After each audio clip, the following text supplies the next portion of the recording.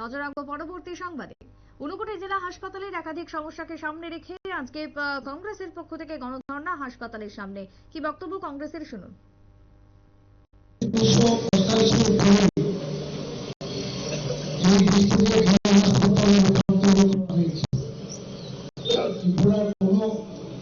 আগরতলার বাদে কোনো হাসপাতাল জেলা হাসপাতাল ছিল না, সবগুলি মহকুমা হাসপাতাল ছিল।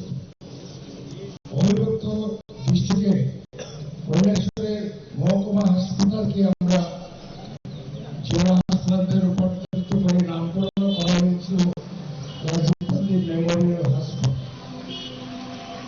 অনেক ইতিহাস সেখানে আমরা ওই এরিয়াটি করার কথা ছিল।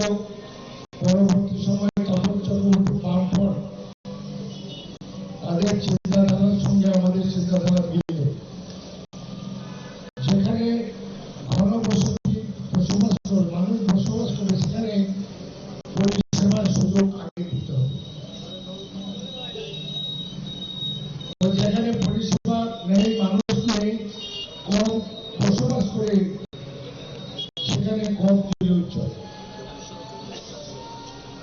আজকে ত্রিপুরার রাজধানী আগরতলার পরে কোন জেলায়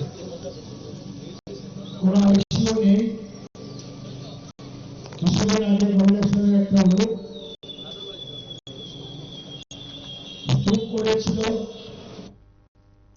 বীরজিৎ সিনহার বক্তব্য আপনারা শুনলেন। হাসপাতালের একাধিক অসুবিধা, একাধিক সমস্যা যা নিরসনের দাবিতে আজকে 9 দফা দাবি আদায়ের লক্ষ্যে ঊনকোটি জেলা কংগ্রেসের পক্ষ থেকে হাসপাতালের সামনে গণধর্ণা কংগ্রেসের। ছোট্ট বিরতির পর ফিরে আসছি, সঙ্গে থাকুন।